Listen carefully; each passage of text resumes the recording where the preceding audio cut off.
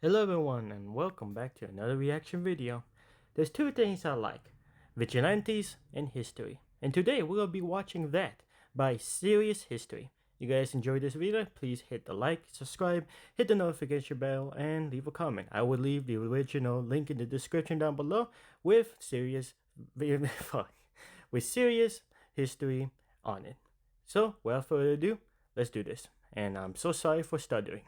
Today, we're going over stories of people who went to extreme lengths to take justice into their own hands. Oh, and I'm back. John Hi, Brown. John It's Brown. 1812, and a 12-year-old boy named Okay. John Brown is delivering a herd of cattle that he'd just driven over 100 miles to the home of a U.S. Marshal. The Marshal is damn. impressed that such a young boy was able to do this all alone and invites him to stay with him for a few days before making the trek back to Ohio. John is tired from the journey, and the marshal seems friendly, so he agrees, and together they enter his home. Inside, John sees a boy around his age dressed in ragged clothing. He excitedly rushes over to introduce himself, and the boy, though nervous at first, eventually warms up, and the two begin to play together. This boy was smart, kind, and gives John some things that he'd made as gifts. Soon it's dinner time, and the marshal calls for John to join him, and the guests he invited at the table. John's new friend serves them while the marshal praises John in front of his friends. This boy drove all that cattle out there over 100 miles all by himself. He beams as if John were his own son. The dinner is wonderful, filled with laughter, and eventually the guests leave to head home. John is smiling, full and content. But as the marshal closes the door behind the last of his guests, a dark scowl emerges on his face. He turns to John's friend, the boy, and he begins berating him for the mistakes he had made during dinner service. The boy is terrified as the marshal walks to the fireplace and grabs an iron shovel. Without hesitation, the marshal turns and begins viciously beating the boy with it. John watches helplessly as his friend is hit over and over again. The sound of the shovel ringing out against his skull echoes in the room, and he can smell the boy's blood as it begins to pour from a wound on his head. In that moment, the cruelty of the world his parents had warned him about becomes crystal clear. The Browns were Calvinists, and they had told John that slavery was an abomination against God. Though he'd heard those words countless times, this night was the first time he had seen its horrors with his own And that day he saw proof. two eyes. At that moment, John Brown silently decides there is no greater evil in the world than slavery, and that he'll wage an eternal war to end it. The 1800s in America were a very uneasy period, to say the least. Tensions between the northern free states and southern slave states were rapidly escalating, and his father, an abolitionist, had begun helping escaped southern slaves by sheltering them as they made their way through the Underground Railroad. Because of this upbringing, John had learned to treat every person of color with dignity and respect. And so everywhere he went, he was quick to befriend freed slaves and Native Americans. At the age of 16, he set out to make it on his own as a man. He moved from city to city, trying his hand at various businesses, all of which seemed to fail eventually. He popped out 20 kids between two wives. Oh my god. Damn, dude, this man is the gooner of goons. Perhaps most importantly to him, he did whatever he could to help slaves escape to a better life in the North. In 1829, Brown was operating a secret safe house for the Underground Railroad in Pennsylvania. One day, some neighboring white families came over and asked for his help in driving out some Native Americans from their lands. Disgusted by the request, he answered back, "I would sooner take up my gun and help drive you out of the country." Oh shit. Yeah, back away. But as much as John Brown hated racism, half of the country felt exactly the opposite way. Slaves were essential to the economy in the South, and with the 3/5 Compromise of 1787, which classified slaves as 3/5 of a person, Southern states quickly gained disproportionate political power in Congress. This led to the passing of the Fugitive Slave Act in 1850, which required Northerners to capture and return escaped slaves to their owners. Upon hearing the news, John Brown could not believe a law so heinous was passed. And for the first time in his life, he questioned if the pacifist views held by his fellow abolitionists would be enough to bring the changes required to right the wrongs being done in this country. This is In where response, BG he forms becomes a group called the Daredevil. League of Gileadites, an armed group who defended escaped slaves from slave catchers. Oh no, that works too. They're Was that successful, Donald but Trump? as hard as he What the tries, fuck? Brown can What's see he that doing the there? future of the country is growing increasingly grim. In 1854, Congress passes the Kansas-Nebraska Act, which left the decision on whether those territories join the Union as a free state or a slave state up to a popular vote. Immediately, pro- and anti-slavery settlers rushed to Kansas to try to sway the voting in their favor, and amongst the anti-slavery settlers were 5 of John Brown's sons. More pro-slavery settlers pour in from Missouri and begin What happened to the terrorizing other? Oh anti-slavery jeez! settlements, and Brown's sons write to him asking him to come to Kansas to help the cause. Initially, he refuses, but by October of 1855, John cannot turn a blind eye to the possibility of another slave state joining the Union, and so he loads up a wagon of rifles, pistols, and swords and heads west to help his sons. Kansas was primed as a political powder keg ready to explode, and though he did not know it at the time, John Brown would be the one to light the match. On May I was 21st wondering of whatever happened to the 1856, other a sons, the pro-slavery group 15. sacked the anti-slavery city of Lawrence, Kansas, and the following day, pro-slavery Representative Preston Brooks savagely beat Senator Oh Charles my Sumner with God. a cane on the Senate floor after he'd given an anti-slavery speech. The 1-2 combo of the sacking of Lawrence and the caning of Sumner breaks something inside of the 55-year-old John Brown. His whole life, he had hoped the South Damn. would eventually see that slavery was morally wrong. But now he realizes this was nothing but a fool's dream. The so-called abolitionists in the North were all I have a really important question. Why the fuck Hollywood don't take these awesome characters and put them in the big screen? Like, I do not care what the message they're showing. This is a good ass story. And you pussies don't do it. Cool.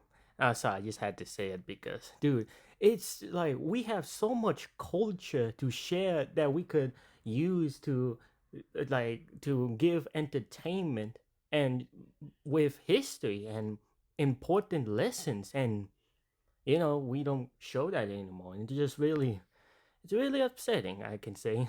cowards. They do nothing but talk. Slavery must end by any means necessary. If no one else will do it, then he will deliver God's judgment himself. And so, on the night of May 24th, 1856, John brings a group made up of his sons and fellow abolitionists to the home of pro-slavery settler James P. Doyle and demands that he and his sons come out. Doyle and 2 of his adult children nervously comply, and they are led 100 yards into the darkness. The group of men walk silently in the light of the moon until Brown's 2 sons turn towards the Doyles and draw broadswords. Cold and emotionless, they raise their weapons and begin hacking their hostages to pieces. Screams fill the night air as John Brown draws his pistol and fires a round point blank into James Doyle's forehead, finishing him off. The Brown party traveled to 2 more houses that night and executed 2 more pro-slavery settlers. John Brown was now a murderer, and this event, known as the Potawatomi Massacre, kicked off a state-level civil war that would be called Bleeding Kansas. John Brown quickly becomes public enemy number 1 amongst the pro-slavery settlers in the territory, and warrants are put out for his capture, dead or alive. But Brown does not back down, and he leads his anti-slavery militia in multiple battles across Kansas against pro-slavery forces, becoming a highly polarizing national figure. Oh my God. By the end of the year, the anti-slavery settlers in Kansas seemed to have turned the tide, and it was looking like Kansas would eventually join the Union as a free state. Leading Kansas had not been easy for John as he lost one of his sons in the violence, and with the increasing bounties being put on his head, he decides to leave the area as a wanted man. By his exit from Kansas, his deeds had turned him into a household name. Many in the North called him a hero fighting for justice, while in the South, he was branded as a deranged lunatic. Of course. But what John Brown planned to do next would make all the previous events appear small in comparison, and it would change the course of American history forever. In August of 1859, John meets his longtime friend, escaped slave and activist Frederick Douglass, in an abandoned stone quarry in Pennsylvania. Now a wanted man, the meeting is done in secrecy with just a few in attendance. After exchanging pleasantries, Brown tells his old friend about a plan he'd been working on for years. Inspired by the story of Moses, who led the slaves out of Egypt in the Bible, and the tales of Spartacus, a slave who had led a slave rebellion against the mighty Roman Empire, Brown believed deep in his heart that the slaves in the United States, if provided the opportunity and proper means, would rise up against their oppressors and take their freedom for themselves. Douglas cannot believe what he's hearing as Brown continues to share his plan to raid the federal armory at Harper's Ferry, Virginia, and Oh incite an shit. insurrection of slaves against their owners. Douglas desperately pleads with his friend not to do this. Attacking a federal building would be a suicide mission. But Brown pushes back, saying that he's now realized his purpose. He is an instrument of God, and this act would serve as notice to all slaves in America that their friends had come. As they part ways, Brown turns to his friend and tries one last time. "Come with me, Douglas. I will defend you with my life." Douglas shakes his head, but an escaped slave who had accompanied him to the meeting is moved by Brown's words and agrees to join him on his mission. Frederick Douglass smiles weakly at his dear friends, shakes their hands, and says goodbye.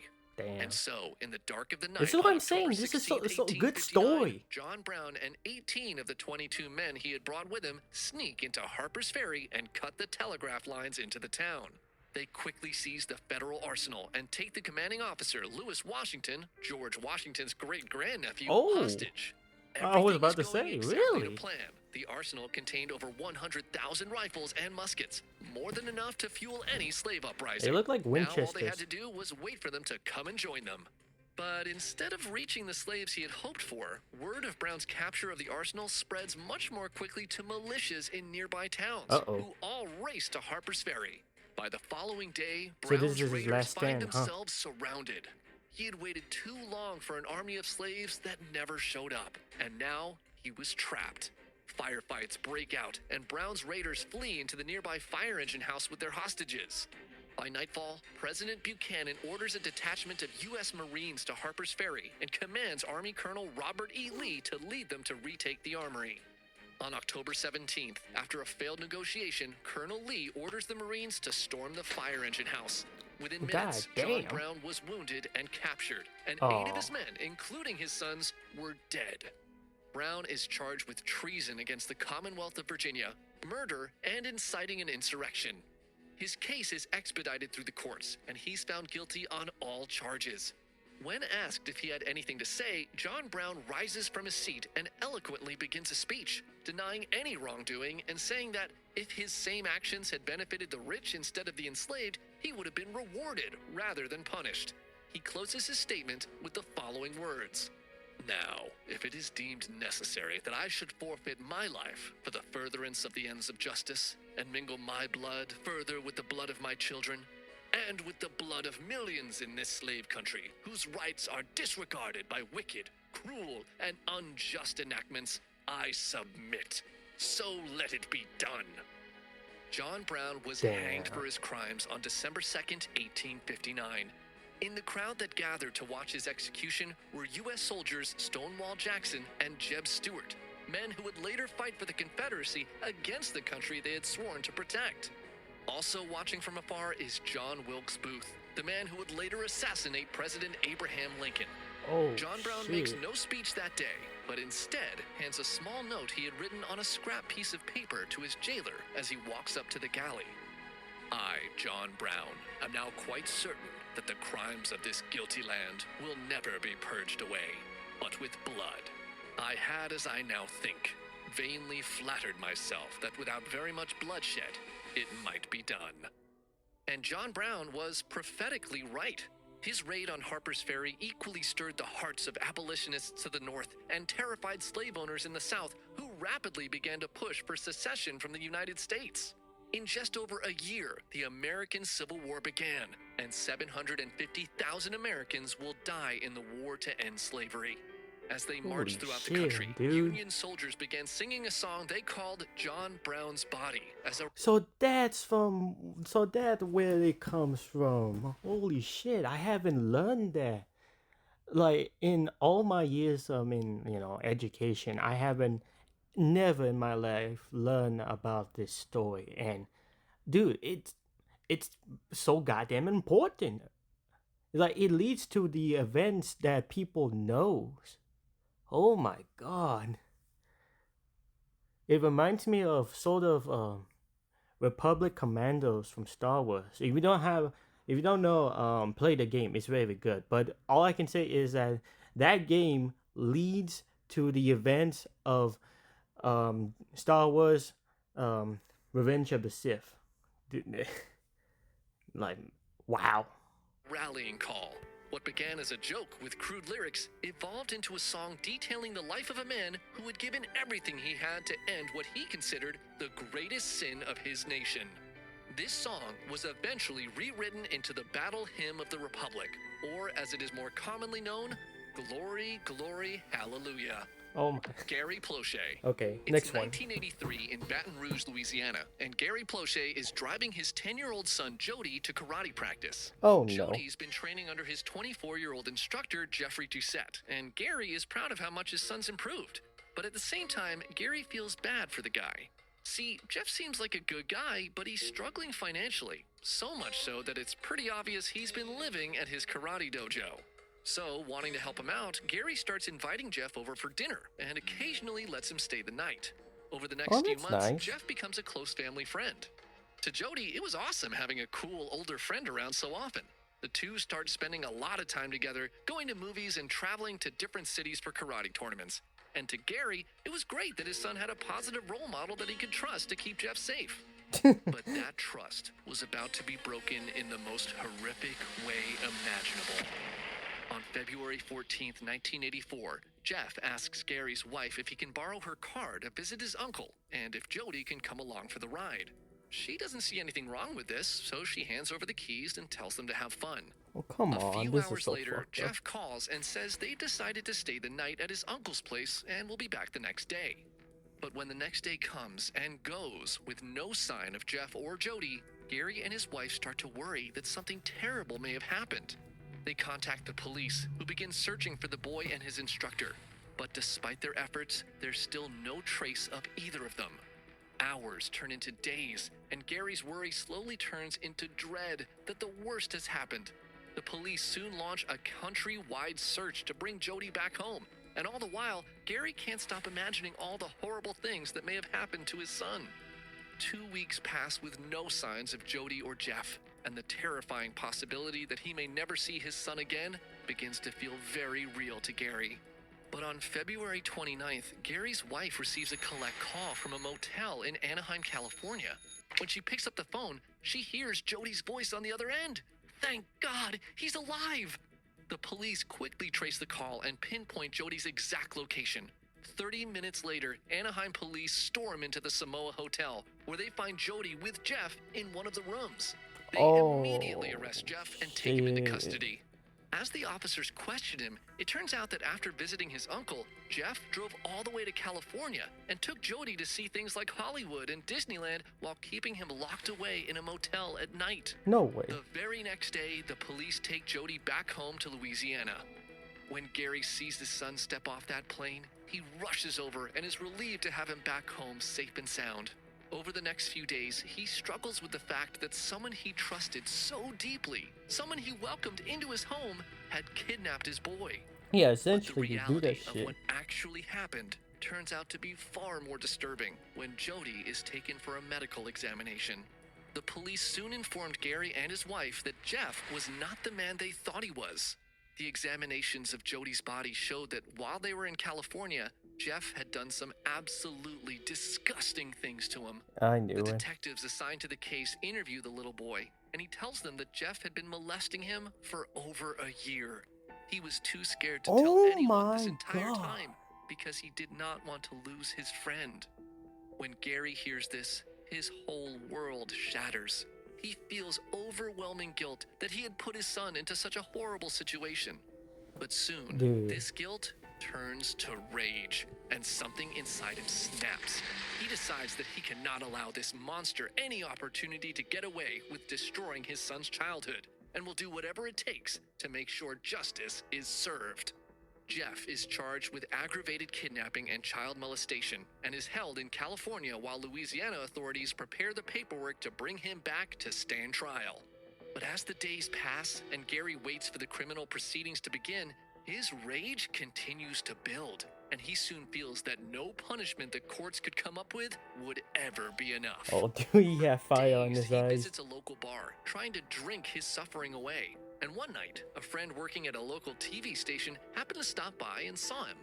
After making pleasantries, his friend casually mentions that his newsroom had heard that Jeff Doucette will be flown back to Louisiana on March 16th on American Airlines Flight 595. Upon hearing Why? those words, Gary's eyes widen.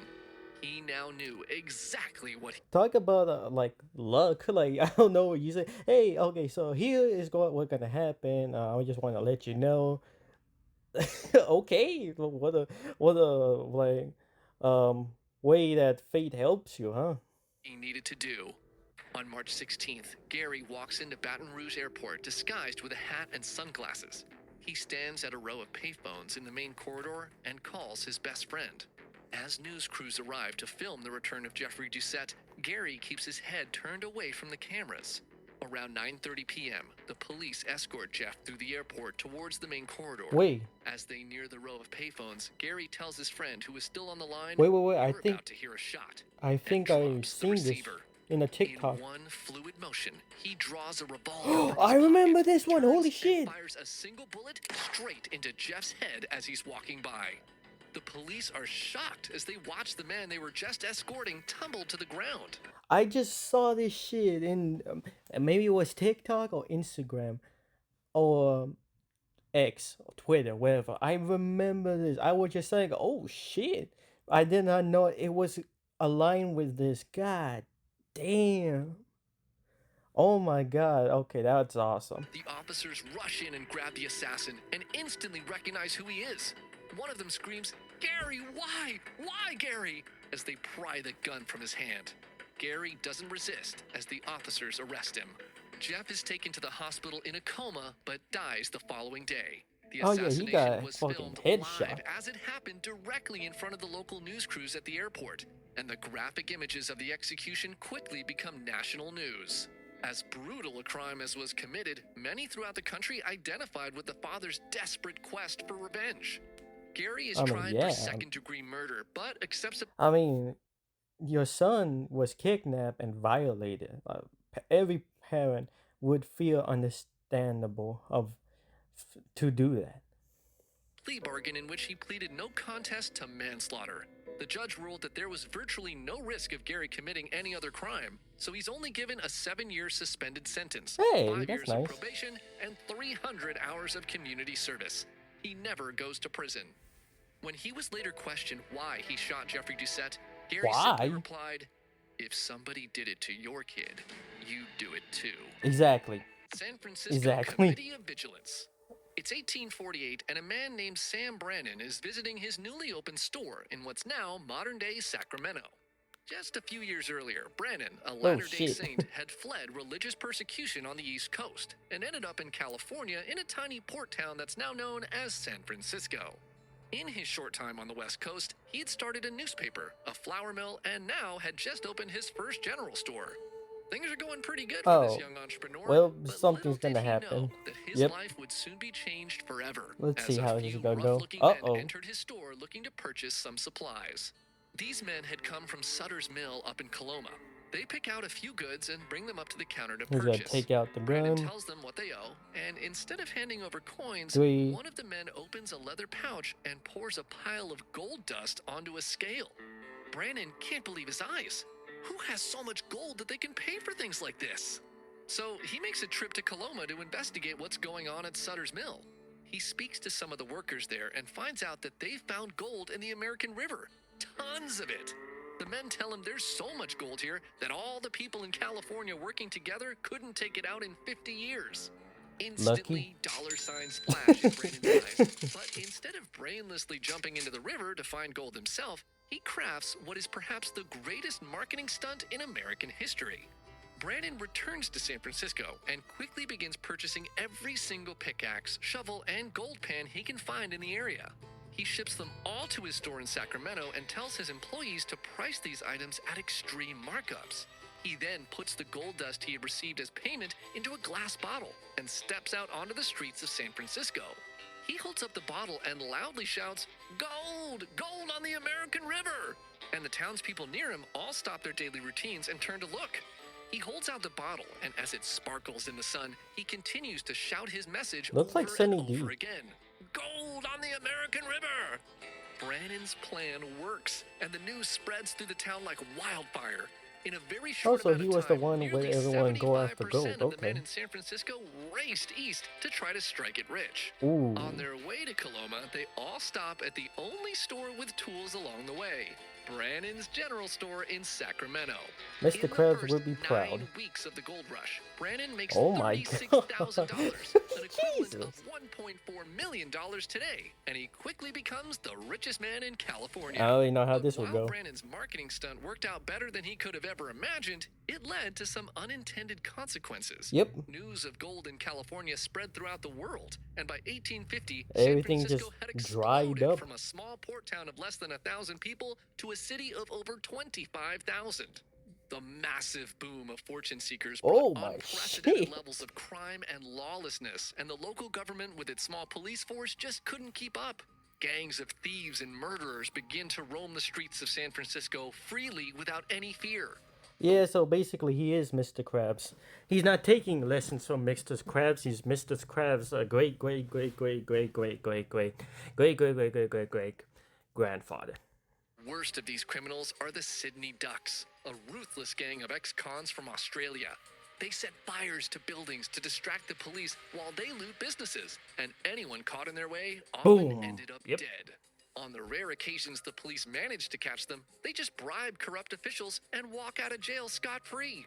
On May 4th, 1851, a fire set by the Sydney Ducks burned down around 2,000 buildings, which was more than half the entire city and caused over $10 million in damages.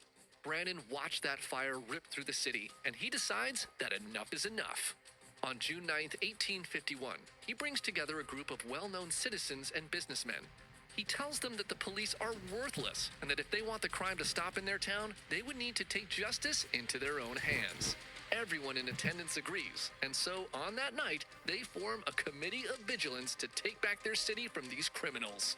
Conveniently, this committee did not have to wait long to take action.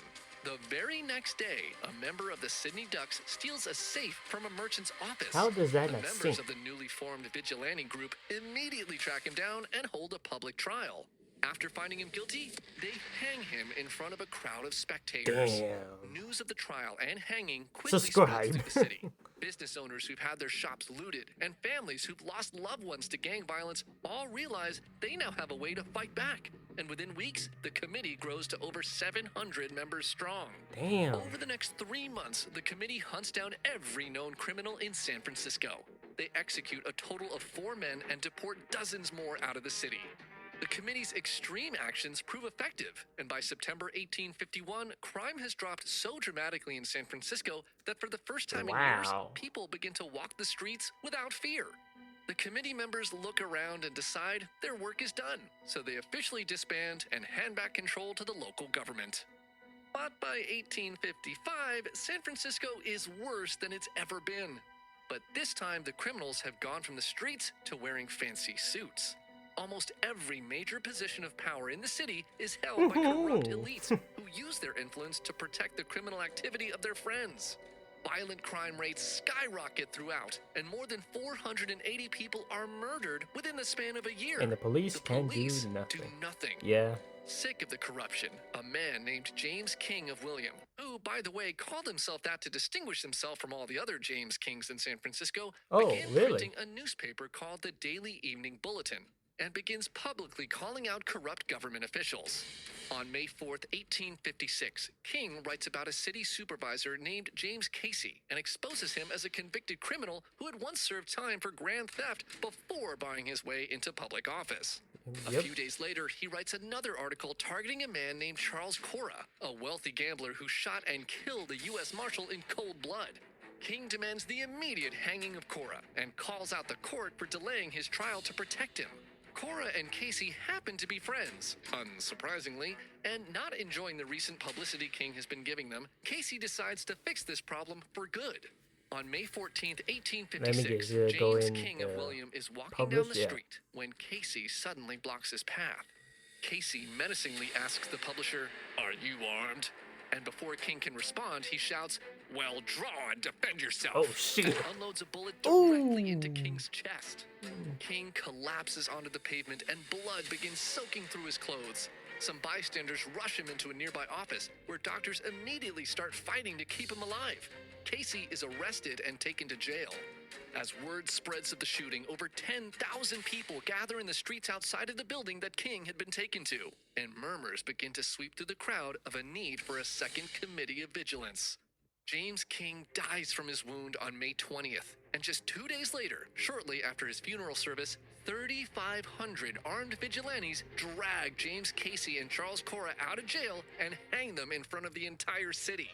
The Committee of Vigilance was back, and this time it was bigger than ever. Over the next few weeks, the We're the committee law stormed now. through every government building in the city, searching for evidence of corruption. The vigilantes find a number of rigged ballot boxes, which they displayed publicly as Basically proof of the election meddling Avengers. they had suspected for years. They then not so subtly convince elected officials to resign from office. In an altercation with a California State Supreme Court justice, a vigilante is stabbed in the neck, and the committee Ooh. takes the justice prisoner. This causes the federal government to call on a banker by the name of William Tecumseh Sherman to lead the local militia to stop the committee and their insurrection. But Sherman soon found out that most of the local militia wanted to fight for the Committee of Vigilance, not him.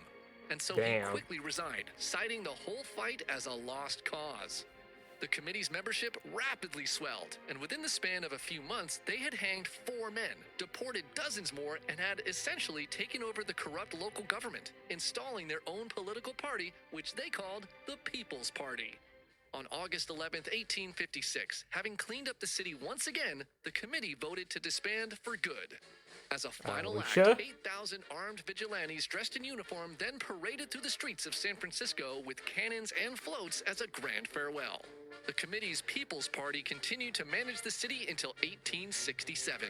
Oh, and if you're wondering what happened to Sam Brannan, Yeah. the first millionaire of California who started the gold rush, he was excommunicated by the Mormon Church for his participation in the first committee. And later, his wife divorced him and left him penniless. Well, Bro fuck. could have really used a prenup. Oh yeah. Hey, just want to say thanks for watching. Chris did a great job while I was away, so he'll be back and we'll be taking turns telling more epic stories from history. Oh, that's cool. Oh, well, that was pretty awesome. I really like the stories. Yeah, there's really nothing for me to say, but yeah, pretty good. I will leave in the link in the description down below. Also with his YouTube channel. Oh shit, my mistake. Whatever. Well, thank you. I'm just so bad at talking. Thank you so much for watching, and I'll catch you in the next one. Bye.